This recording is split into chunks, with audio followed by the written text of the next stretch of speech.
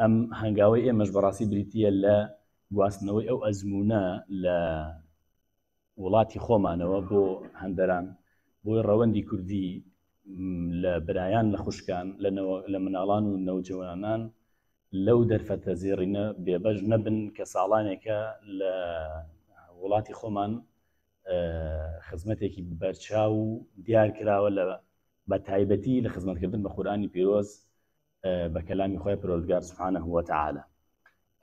لە ئێستادا دەستگای نووری حکمە 26 لقی هەیە لە هەرێمی کوردستانە کە 2 لقیان ئەزموونین، یەکێکیش لە ئەزموونەکان ئەم لقەی هەندەرانی نووری حکمەیە.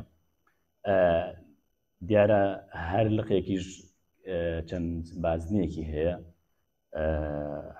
کۆی بازنەکان کە تا ئێستا هەن بۆ سەرجەم لقەکان بریتیە لە 30 بازنە لە ئەو 26 لقەیە. ئەو